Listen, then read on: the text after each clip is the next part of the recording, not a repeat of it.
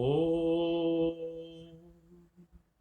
Jaya Guru, Jaya Guru, Jaya Guru Pariman, Shri Guru, Shri Guru, Shri Guru Hakshama, Jaya Guru, Jaya Guru, Jaya Guru Pariman, Jaya Guru, Jaya Guru, Jaya Guru Pariman, Shri Guru, Shri Guru, Shri Guru Hakshama, Shri Guru, Shri Guru, Shri Guru Hakshama. Om Namo Bhagavate Ramakrishnaya. Om Namo Bhagavate Ramakrishnaya. Om Namo Bhagavate Ramakrishnaya. Om Namo Bhagavate Ramakrishnaya. Meus queridos amigos, sejam todos bem-vindos a mais um vídeo da série Respondendo Questões. E esse espaço de interação aqui, não é? Os comentários de vídeos como esse, os comentários das postagens que faço, não é? Os textos que posto no Facebook, que posto aqui na comunidade, né? Na aba comunidade do canal. As mensagens que troco pelo Messenger, pelo WhatsApp, os e-mails que recebo na caixa postal marceloalespaiva@gmail.com se transformam em questões aqui nesse vídeo, que me dá muita alegria de fazer, que é um vídeo em que nós podemos conversar e incentivar o diálogo, o contato.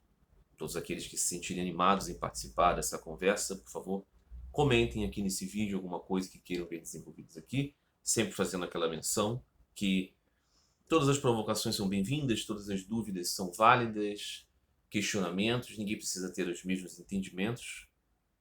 É muito saudável que possamos ter divergências, mas devemos ter sempre respeito. Respeito uns pelos outros significa dizer que eu parto do princípio que o meu interlocutor é honesto, é são e é minimamente inteligente.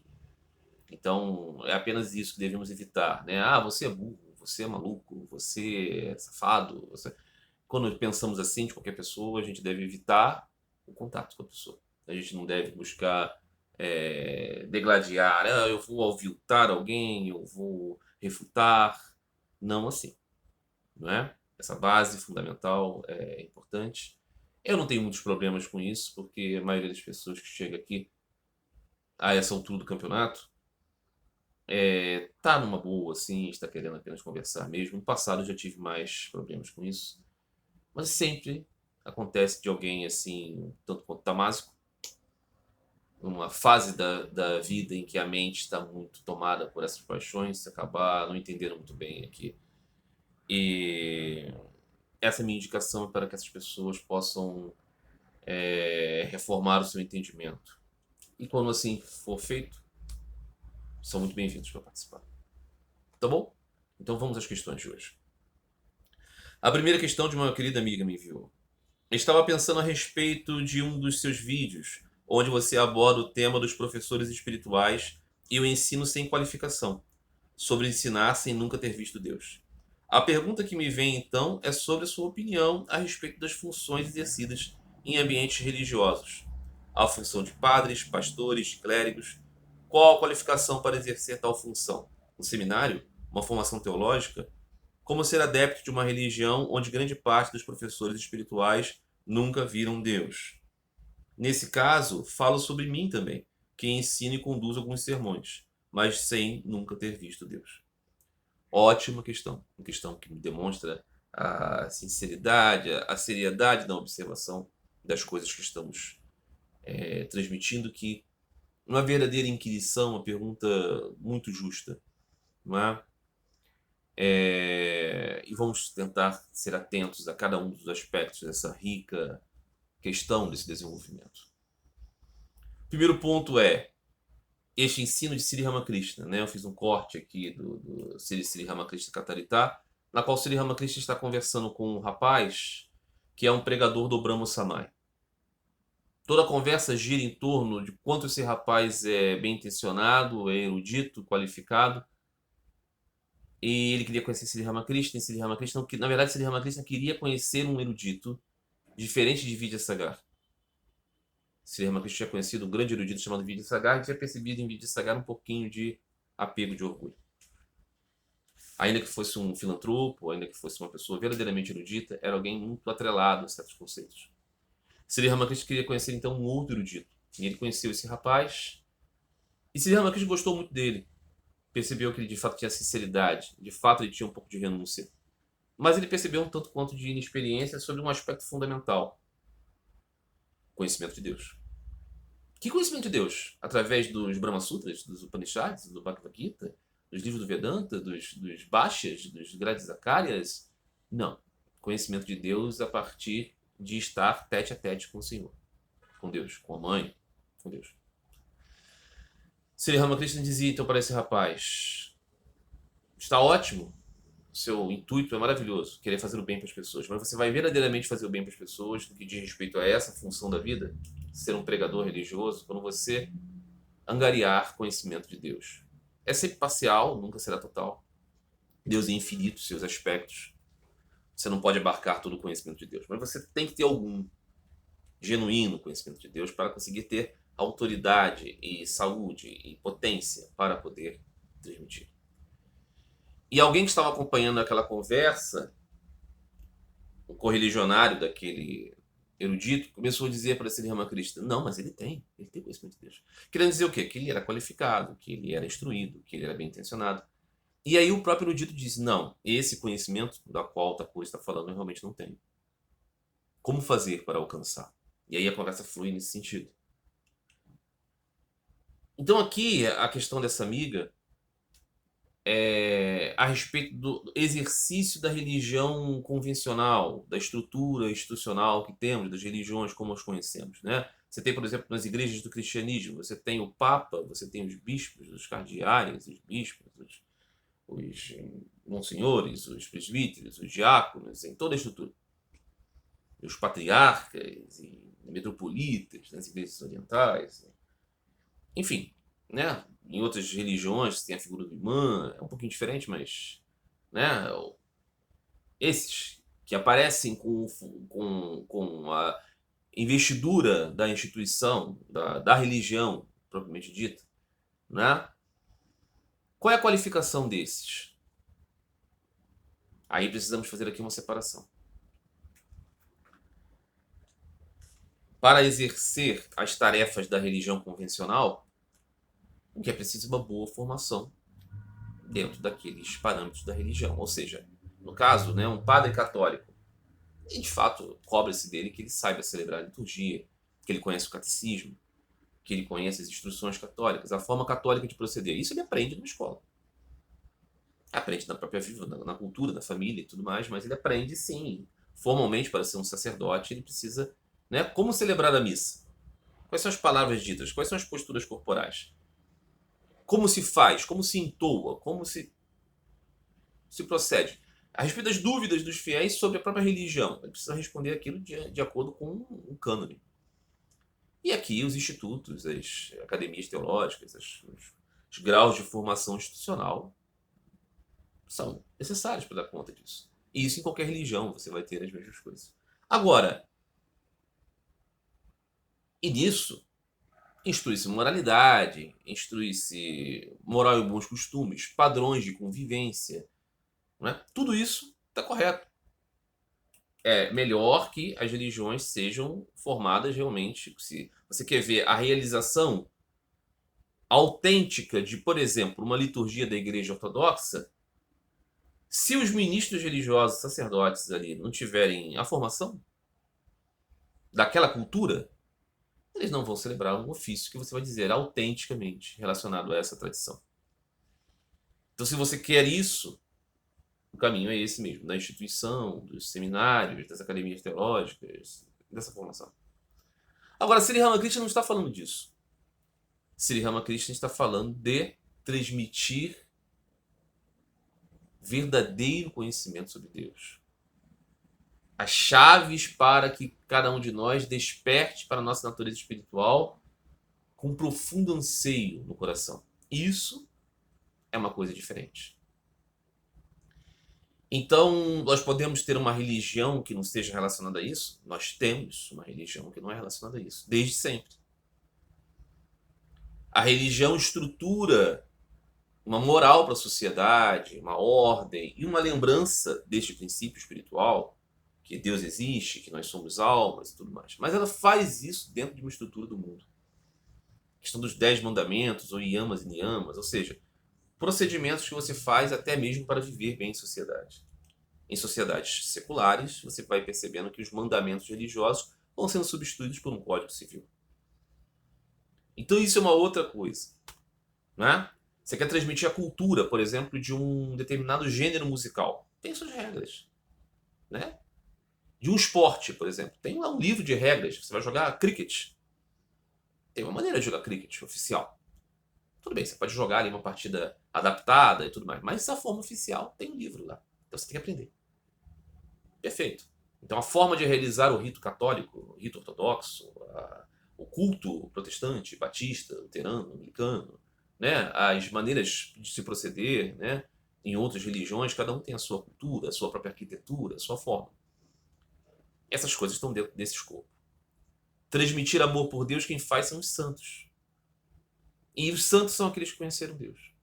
Em alguma medida, alcançaram, né, esse progresso espiritual.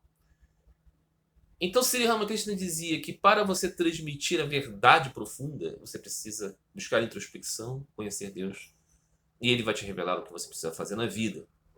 Pode ser até que nem seja pregar, mas pode ser que seja. E aí você vai fazer isso com mais potência. Aí essa amiga diz, então, a religião, então, essa religião assim e tal, as pessoas não conheceram Deus. Dentro das religiões estruturadas, você tem aquelas pessoas que são santos, que são pessoas diferentes. Eu já falei aqui algumas vezes da experiência que eu tive pessoal com o contato com o ancião Tadeu de Vitovinica, um arcipreste, não, um hieromonge da Igreja Ortodoxa da Sérvia, já falecido há alguns anos. E eu não o conhecia, e eu descobri uma entrevista que ele fez, que ele deu a um universitário. O rapaz estava fazendo um projeto assim. A entrevista foi em sérvio, evidentemente, foi traduzida em espanhol. Não estava em excepcional qualidade, assim, mas foi o suficiente para transmitir para mim o poder daquela energia, daquela vida santificada, daquela alma que teve contato com Deus, definitivamente. Embora ele não colocasse uma etiqueta dizendo eu sou um conhecedor de Deus. Não. Mas o que ele fez na minha alma, eu sei. Que foi pelo seu olhar, pela sua fala, cortar uma série de amarras, derreter conceitos que me atrapalhavam. Não é? Eu não me tornei ele. Eu não me tornei santo como ele. Mas eu fui muito beneficiado. Porque é isso que os grandes santos fazem. Por isso que é sadhu sanga, sadhu seva. Nama guna kirtana. Contato com os sadhus, servir os sadhus, cantar os nomes e as glórias do Senhor. Quem são os sadhus? De qualquer tradição. São esses. Que não dá para explicar. Eles não precisam ter títulos. Eles não precisam pertencer a nenhuma hierarquia. Mas eles são aqueles que têm para dar o que nós não conseguimos através das estruturas. Então, não tem problema nenhum com a religião estruturada, mas você deve saber que o cerne da questão são esses profundos ensinamentos dos santos. Aí você vai dizer assim, mas então a religião ela não vai dar isso.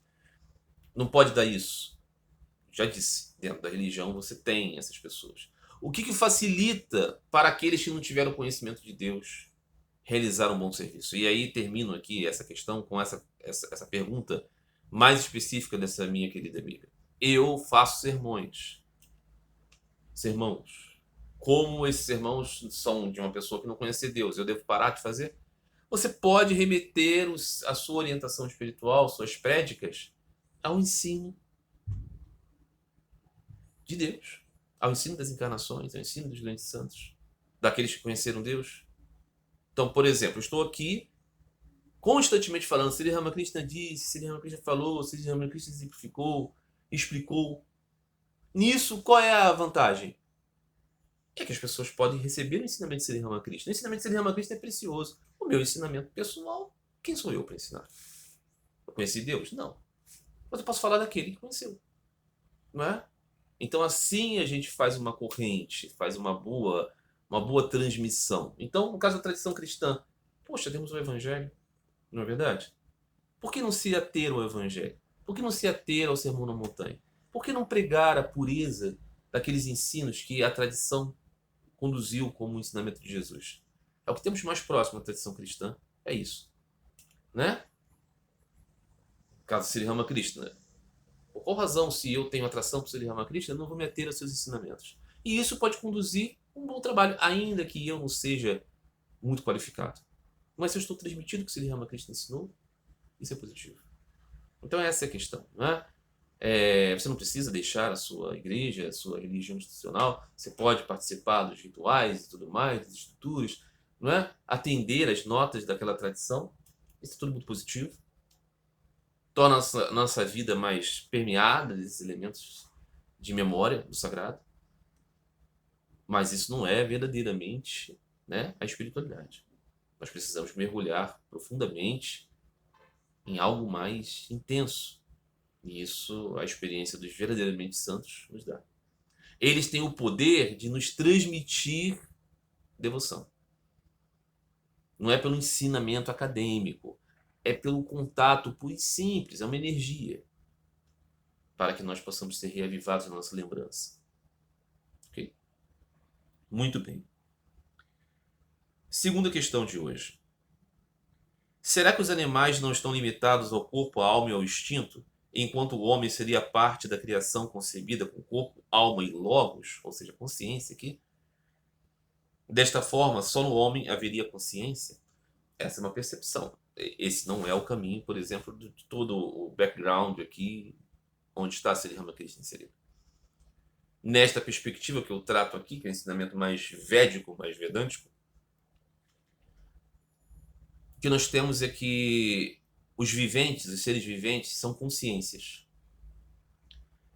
E os seres, coisas, objetos não viventes são inconsciências. Na descrição de Ramanujacharya, grande propagador daquilo que se tornou conhecido como Vishishta Advaita Vedanta, não dualismo qualificado, ele fazia a divisão entre Sit e Asit, ou seja, consciência nos seres viventes, não consciência nas pedras, por exemplo, nos corpos, nos tecidos. Isso é um pouquinho diferente do panteísmo, né? Olha só, tudo advém da substância de Deus, de Brahma, da sua energia criativa, da sua Shakti, é verdade. Como os átomos, digamos assim, tá? Mas consciência você tem na unidade que tem consciência. Ah, mas então, os animais não despertam, não falam, não confabulam, não... Então eles não têm consciência, eles são ascíticos. Não, eles são ascíticos porque eles são vida. Mas onde que se manifesta a consciência deles? Não se manifesta a consciência neles da maneira como nós entendemos, consciência com C minúsculo. Por quê? Porque a sua estrutura corporal não lhe permite esses meios. Um exemplo que eu sempre dou aqui é você pegar um DVD com o filme Trolls. Já viu essa animação? É um desenho super colorido, cheio de uma trilha sonora muito animada. Se você coloca esse DVD do Trolls para reproduzir em um aparelho onde a televisão que vai reproduzir o filme é preto e branco e não tem som, ainda que a mídia, o DVD, esteja incorrupto, ele possa transmitir as cores e o som do filme, o veículo de transmissão, a TV preto e branco e sem som, não vai conseguir transmitir as cores e a sonoridade do filme. Isso não tem a ver com o DVD, tem a ver com o veículo. Aqui, analogamente, a alma, Sit, consciência, parcela, parte do Sat Chit Ananda, existência, consciência e bem-aventurança, que é Deus. Um fragmento disso também tem um pouco de Sit, mas não é plena Sit. Incorporada ao universo da Shakti de Deus, da sua energia criativa, assume uma forma que às vezes não tem condições dele, por exemplo, manifestar consciência. Veja uma pessoa com uma grande um grande acidente que tenha prejudicado muito o seu cérebro, não consegue às vezes manifestar, não é? Pessoas com certas paralisias. Alguém pode, em sã consciência, dizer que aquela pessoa não tem uma alma? É claro que ela tem uma alma. Uma alma da mesma dignidade que todas as outras almas. Acontece que o seu hardware não permite. Então, essa perspectiva desse amigo aqui, que diz, então, consciência só haveria no homem, é a perspectiva, por exemplo, do cristianismo. Mas não é a perspectiva aqui desse caminho. Ok? Nós somos almas. Nós somos consciência. Nós quem? Os viventes. Então, estamos aqui primitivamente, às vezes, em formas como uma palmeira, como um coqueiro. Ah, o coqueiro, nossa, ele é consciência. É uma consciência encoberta por várias camadas que não permitem a revelação disso. Não é? De certa maneira, você pode perceber um grande ser, uma grande alma, comparado com cada um de nós. Uma diferença muito grande. Não é? Somos todos almas. Só que alguns estão, não é, capazes de manifestar isso em virtude justamente dessa jornada. Não é? Por qual razão, né, um espírita pode perguntar assim, por qual razão eu vou renascer como uma libélula? Isso seria um retrocesso. Veja, o jogo aqui, os espíritas pensam, né, que é um progredir contínuo e impossível você regredir. O ponto é que não há regressão ou progresso no que você considera a essência da sua existência. Você é perfeito já. Você é o Atman. O que acontece é que você se atrai por aspectos da materialidade mais grosseira, e nisso às vezes você precisa de certos elementos de experiência de vida que são, por exemplo, mais compatíveis à vida do tigre, à vida do porco, do que à vida do ser humano. Sri Ramakrishna dizia, né? Os 7 estados da mente. Os 3 primeiros são os mais grosseiros, né? Ânus, genitais e umbigo, quer dizer, uma vida voltada só para as necessidades animais. Você tem essa dimensão apenas como um ser humano? Você trabalha, você estuda, tem faculdade, é casado, tem filhos, mas você só pensa em carnalidade. Será que você não seria mais feliz se você renascesse como um tigre? Como um porco? E aí você é muito atraído por essas coisas, né? Você é muito glutão, você é muito sensual, você não é muito reflexivo, você não é muito dos sentimentos, você não é muito sensível. A sua vontade de experimentar no filho pródigo levam você a uma existência grosseira assim. Só que não é eterno, você volta ao estado humano porque a sua destinação é conhecer e amar a Deus. E só com na plataforma Sapiens você consegue isso. Então, de tempos em tempos, a gente consegue o raro nascimento humano. Diz Sri Ramakrishna. Nasceu em vão aquele que, tendo obtido o raro nascimento humano, não busca conhecer Deus dessa vida humana que ele conseguiu. Por que é raro? Porque tem milhares e milhares e milhares de formas de vida. Todas elas são plataformas para a alma. Ok? Um paradigma aqui, um ponto, um tipo de entendimento. É claro que existem outros, né? Mas eu estou apresentando aqui uma certa lógica. Muito bem. Outra questão. Um amigo perguntou, por qual razão não há avataras nos tempos atuais? Há avataras nos tempos atuais. Sri Ramakrishna é um avatar desse tempo. Que tempo? A Era de Kali. Antes dele, já tínhamos, muitos consideram, Gauranga Mahaprabhu, Sri Chaitanya Dev, Nimai, Gauranga. Lá no século XV, XVI, foi para muitos essa manifestação de Deus. Na mesma Era de Kali, nós temos o Senhor Jesus. Na mesma Era de Kali, nós temos o Senhor Buda. Não é? Todos eles são avatares. E há outras possibilidades. Por exemplo, grandes santos, profetas, pessoas de grande poder podem ser considerados como expansões plenárias do próprio Senhor. Não é? Fora que, às vezes, nós não podemos reconhecer as encarnações. Mas elas vêm. Não é?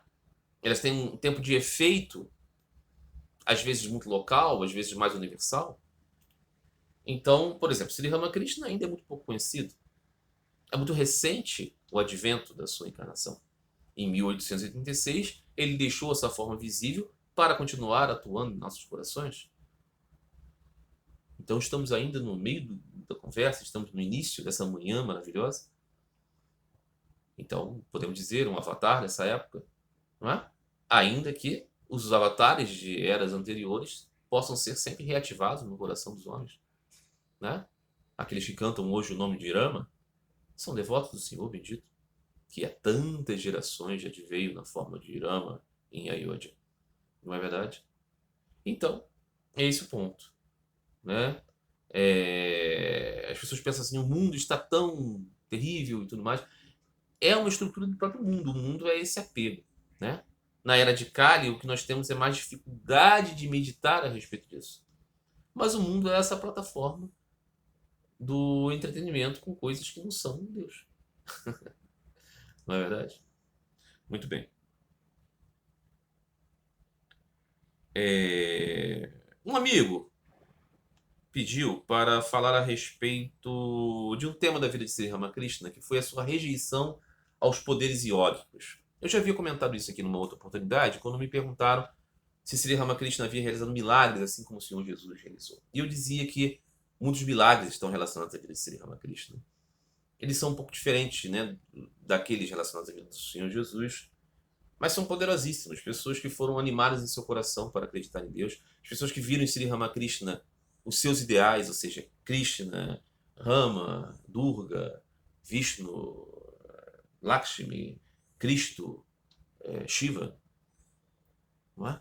Perceberam nele Buda, foram tomados por um sentimento, né? Muitos dos que iam conhecer Sri Ramakrishna eram de uma mentalidade completamente secular e foram transformados. Milagre. Ok? Mas tinha uma característica diferente aqui, por exemplo, dos milagres do Senhor Jesus, né? Que ressuscitou pessoas. Né? Há uma história de um santo Vaishnava que visitou o Sri Ramakrishna certa vez, e ali esse santo ressuscitou um menino. E esse santo antes falava com Thakur, Sri Ramakrishna: mas você pode fazer isso, por que você não fez? Porque talvez o trabalho de Sri Ramakrishna fosse outro. Né? O Senhor Jesus, nós sabemos as circunstâncias dos seus milagres, né? Ele estava recolhido com seus discípulos ensinando sobre algo desconhecido, o amor e a devoção a Deus, como pai amado, querido. E aí chegava aquela multidão de pessoas com problemas mundanos, problemas grosseiros, problemas assim, né? De quem não descobriu ainda que é uma alma espiritual eterna. O Senhor não os rejeitava, não dizia: ah, por favor, gente, esses corpos foram feitos para morrer mesmo. Não. Ele tinha compaixão por eles. Então, se eles tinham fome, ele os alimentava. Se eles estavam com dores físicas, ele os acolhia. Se eles estavam com perdas, ele os restituía das suas perdas. Né? Devolveu filhos a mães e a pais desesperados. É claro que essas crianças morreram depois. Os pais morreram, todo mundo morreu. Não é? Retornou Lázaro. Por quê? Diz no Evangelho, ele foi tocado pela tristeza das irmãs que ele tanto amava, Marta e Maria. Ele se emocionou e falou: tá bom, filho, vou trazer de volta aqui a vida. Porque para mim não existe isso, né? É o poder da encarnação. E trouxe de volta a vida. Mas aquela alma espiritual e eterna, corporificada ali em Lázaro, não é Lázaro. Né? Então, essa questão dos milagres é isso. Né? Os milagres mais profundos são a transformação do nosso coração. Então, Sri Ramakrishna renegou os poderes iógicos. Por quê? Porque em um dado momento da sua vida ele percebeu: tudo que eu peço acontece. Tal é o nível de exaltação espiritual que ele estava. Ele disse: eu não quero isso não, mãe. Eu quero só ficar aqui aos seus pés de lótus como seu filho. Porque se eu começar a me angariar de poderes, daqui a pouco eu estou orgulhoso deles. E aí eu esqueço de Deus. Né? Sri Ramakrishna contava a história, né, de um mestre espiritual, tinha um discípulo muito avançado, e o discípulo falou: mestre, eu quero me retirar, né, na floresta para praticar austeridades, tapácia, durante muito tempo, para alcançar poderes. E o mestre disse: vai. E ele foi, passou 10 anos na floresta, depois voltou, encontrou o mestre disse: você conseguiu o que você estava buscando? Seus 10 anos de tapácia? E o discípulo disse: sim. Mestre, saiba, há um rio aqui que divide essa terra onde o senhor está e a outra, e eu caminhei sobre as águas e consegui chegar aqui.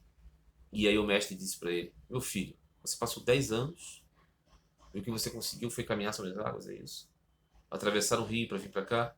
E o discípulo falou: sim, mestre, eu caminhei sobre as águas, eu atravessei o rio assim. E o mestre falou: se você tivesse me dito que era esse o objetivo, eu teria te dado 2 moedinhas e você teria descoberto que tem um barqueiro aqui que traz e leva você só por 2 moedas. Qual é o objetivo dessa história aqui de Sri Ramakrishna, essa brincadeira? É dizer que não tem tanto impacto assim para alguém que entendeu Deus. Essa coisa de realizar grandes milagres não significa dizer que os milagres da vida de Krishna, da vida do Senhor Jesus, sejam desprezíveis, bobagem. Eles têm um sentido. O sentido é dizer que Deus é todo-poderoso.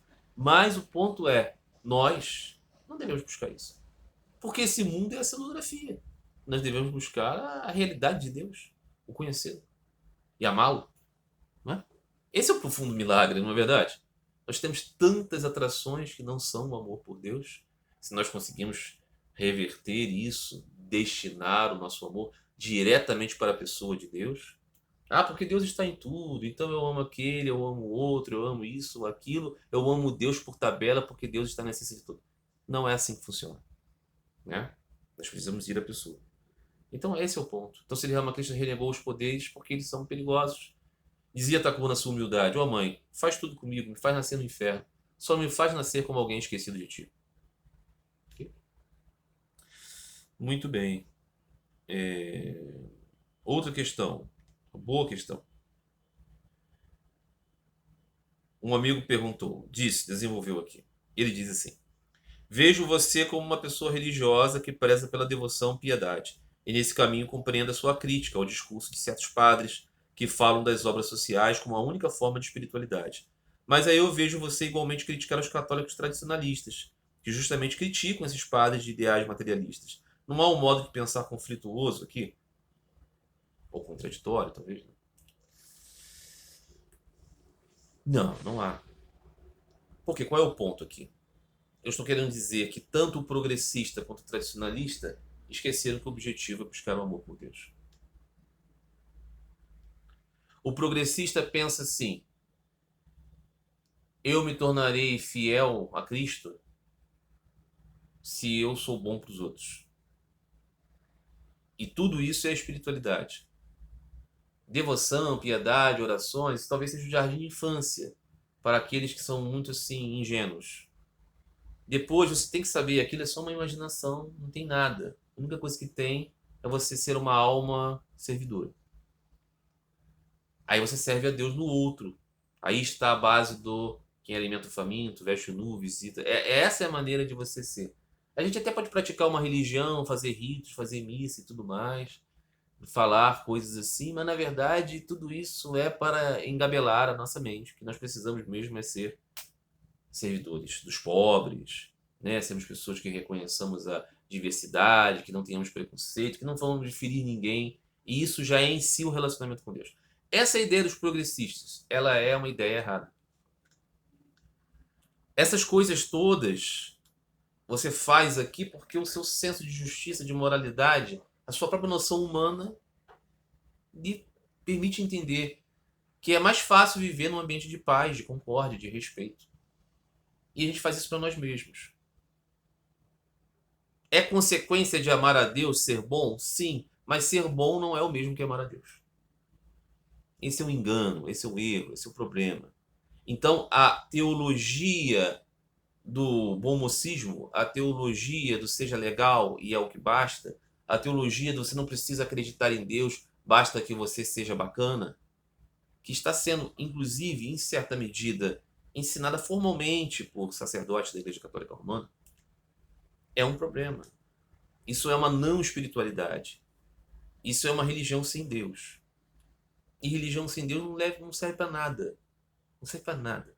Quer dizer, serve sim para dar moralidade, ajuda a sociedade a ser mais pacífica, a ser mais bondosa. Isso é muita coisa.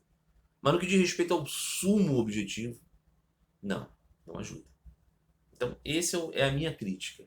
Aí vem os tradicionalistas. Os tradicionalistas também são desviados do objetivo principal, que é angariar amor por Deus no coração. Por quê? Porque eles amam profundamente as formas litúrgicas. Eles amam profundamente as normas, as leis, a moral e os bons costumes, a estrutura da sociedade, a arquitetura. Eles querem um mundo ideal também. só que a medida deles é outra. Então, o que eles acreditam? Que eu estou de acordo com a vontade de Deus se eu tenho a missa adequada, se eu tenho a roupa adequada, se eu tenho o comportamento adequado. É a mesma coisa, só muda aqui a polaridade. O objetivo da vida espiritual é despertar em você amor por Deus, amor puro, amor sem objetivo, sem desejo de retribuição, sem apoios. A sinceridade da devoção é você buscar uma vida sem os apoios desse elemento, o mundo como deve ser. Progressistas e tradicionalistas estão no mesmo engano, só mudam aqui o sotaque dos seus enganos. Então, quando eu digo, por exemplo, que o tradicionalista ele também tem uma religião sem Deus. O seu ideal é a missa tridentina. Seu ideal é uma estética. Ah, mas não é só estética, porque ele acredita que aquilo é a vontade de Deus, a vida dos santos. Tudo bem, mas ele precisa entender, os santos foram aqueles que despertaram em amor por Deus. Então, você pode até gostar mais da missa tridentina, não tem nenhum problema você achar que uma liturgia é mais bonita que outra, que uma liturgia tem mais... desperta melhores coisas, tudo isso é defensável, totalmente defensável. Né? Dizer que existem abusos, por exemplo, eu acho que o sacerdote voltado para o altar é muito mais lógico, é muito mais positivo, ensina muito mais do que ele voltado para as pessoas, ainda que Deus esteja em todos os lugares, ok? Esteja em todos os quadrantes, Deus está no nosso coração. Mas eu acredito também que a liturgia voltado para o altar, ela traz um ensinamento em si. Agora, não é tudo isso. Tudo não se refere a isso. Ok? Então, o que eu pergunto para um católico tradicionalista é assim, o que impede de agora dedicar a sua vida a Deus? O que impede que o seu coração se torne a morada de Deus? O que impede a você ser santo hoje? O que impede a você ser uma pessoa completamente entregue e rendida ao Senhor? É a missa nova? São as declarações infelizes do Papa Francisco? Pense bem. Eu sei que a mentalidade católica coloca essas coisas na liturgia, a posição do Papa e tudo mais em grande importância. Mas veja o quanto isso pode ser problemático. E o progressista, esse deve pensar, não é? O objetivo da vida é formar essas sociedades, né? Mais equânimes, mais, né? Onde as pessoas vivam com a liberdade de ser o que elas querem. Esse é o objetivo da vida espiritual. Como de espiritual é isso? Precisa da religião para isso? Precisa do nome de Cristo para isso? Acho que não, né? Então vocês são inúteis. Né? Só traz um peso da forma religiosa se vocês estão pregando isso. Então, é esse o ponto. Né? Que eu não acho contraditório, não. Eu acho que faz bastante sentido. Tenta sempre lembrar, meu querido amigo, minha querida amiga. Eu estou falando aqui sobre um parâmetro de Sri Ramakrishna. Sri Ramakrishna não era um desprezador da religião, pelo contrário. Mas ele dizia, a religião é para você chegar a Deus. Ele dizia o exemplo da lista de compras, né? Tem vários itens ali, você não vai lembrar. Então você leva a lista de compras e compra regularmente tudo que está ali para voltar para casa. Depois que você já comprou, a lista de compras deixa a sua utilidade. Então, a religião é uma barca que te leva a Deus. O que é levar a Deus, hein? É levar você ao céu? Não. O seu coração passe a amar a Deus profundamente. Investigue se a sua religião está tornando o seu coração cheio de amor por Deus como pessoa suprema. Os progressistas não pensam na pessoa suprema e os tradicionalistas também não. Ok? É isso. Muito bem. Um amigo trouxe a seguinte questão. Isso aqui é um registro de uma conversa que tivemos no WhatsApp. Ele falava assim: um amigo me disse que passou por um processo de iluminação. Ele disse que a partir desse momento, que ele se tornou iluminado, ele passou a viver de um modo muito mais vivo, entusiasmado pela vida. Esse entusiasmo aumentou muito. Isso é um engano da parte dele? Um auto-engano? Esse amigo pergunta. Eu vejo que esse amigo não tem nenhuma concreta separação do mundo, não exalta nenhum valor, nenhuma virtude. É aceitável crer nesse tipo de iluminação? Muito bem. Claro que eu não vou me tornar aqui um julgador de iluminações, né? Quem sou eu? Né? Mas o que eu posso dizer assim, segundo o parâmetro aqui que eu estou, né, seguindo, primeiro ponto que os iluminados não dizem eu sou iluminado. Eu alcancei iluminação. Não, isso é uma coisa que as pessoas percebem neles, né? E eles refutam isso, dizem não, não, não, não. Fica pensando muito em mim, não. Eu sou apenas um. Esse Ramakrishna dizia, sou a poeira dos pés dos devotos, servidor dos devotos, um digno. Dizia Sri Ramakrishna, eu quebrei meu braço, gente. Vocês ficam falando com o seu avatar, poxa, pensa bem. Assim, é claro que aqueles que descobriam profundamente e ele percebia que era inevitável, ele dizia, tá bom, mas guarda para você essa essa revelação, né? Lembra do Senhor Jesus? Bom mestre, bom mestre. E Cristo refutou até o bom mestre, porque me chama de bom. Bom é só Deus. É claro que para alguns outros ele disse, né? Eu falo do que conheço, um filho de Deus, eu sou o caminho, a verdade e a vida. Veja, não é contraditório, é que depende. Depende de qual é o ângulo. Para a mulher do poço, ele disse, eu sou esse esperado. Não é verdade? E para outros, ele foi mais cuidadoso.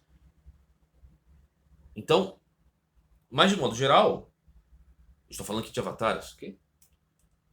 Você não tem isso, a pessoa iluminada que diz, eu sou iluminado, eu alcancei a iluminação. E quando alcança a iluminação, ele diz assim, a vida começou a ficar muito mais viva, muito mais colorida, muito mais alegre, muito mais...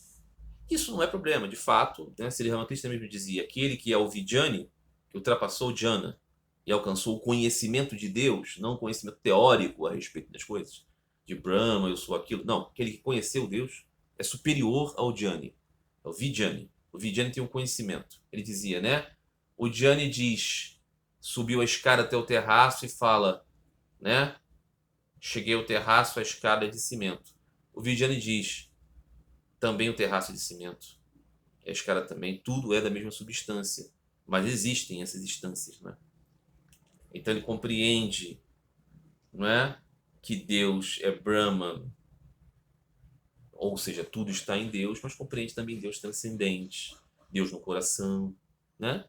Compreende a multiplicidade, a unidade. Então, Vidyani, por exemplo, né?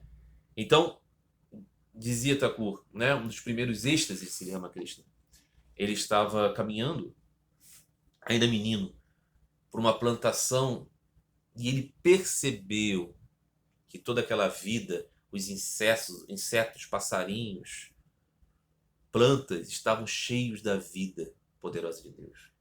Ele viu então cruzar o céu assim os pássaros e eles refletiram com as nuvens e com o sol entre as nuvens. A beleza daquela combinação fez ele desmaiar, porque ele percebeu a poderosa energia de Deus perpassando.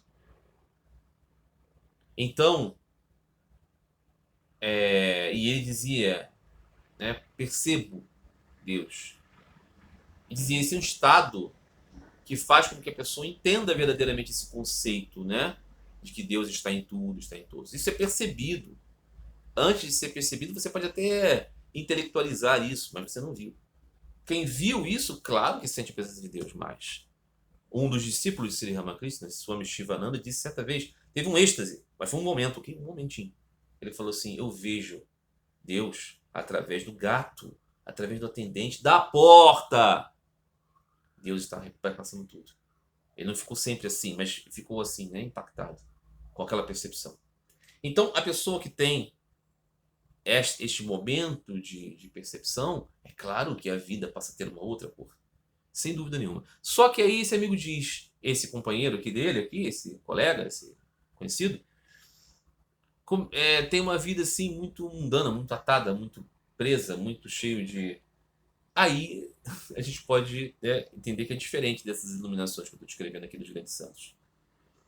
Por quê? Porque ainda que eles percebam que Deus está em tudo, eles não se tornam por isso, então tudo... Não. Ainda assim, eles escolhem aquela forma. Sri Ramakrishna dizia, né? o Atman, né? Narayana, o Senhor Vishnu, está em todos. No tigre e no coelho. Mas você pega o coelhinho no colo, o tigre você mantém uma distância, porque senão ele te come. Tigre Narayana come homem. Narayana. Narayana homem. Né?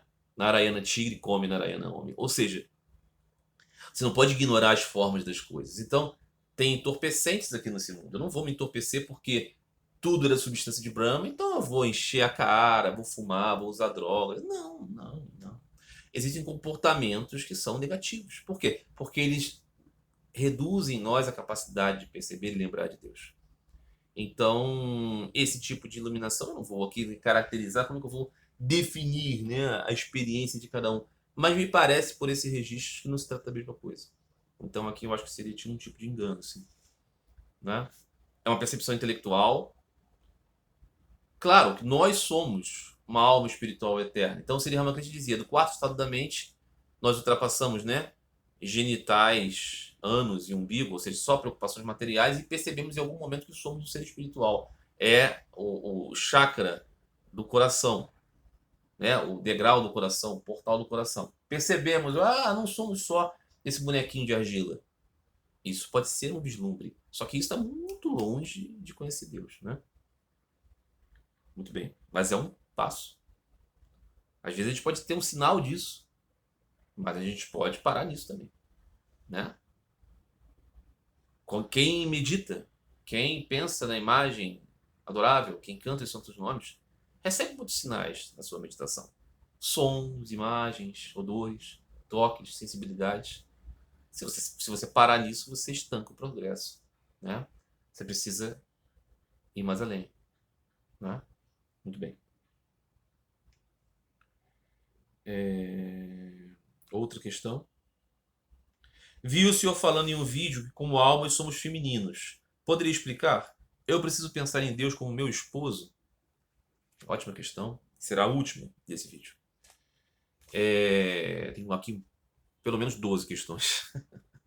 Mas vão ficar para vídeos futuros. Agradeço muito a interação dos amigos e essa conversa. Muito bem. Essa questão. Né? Um amigo pergunta: somos femininos como alma? Então seremos todos esposas de Deus? Eu tenho que pensar assim? Eu tenho que pensar em Deus como meu esposo? Veja, na dualidade fundamental, Prakriti Purusha, ensino da antiga filosofia do Sankhya, que está no Bhagavad Gita, né, assumido como verdade, Sri Krishna diz: tudo isso que se manifesta é a minha energia, mas eu sou o conhecedor de todos os campos, ou seja, eu perpasso tudo isso. Então podemos perceber assim,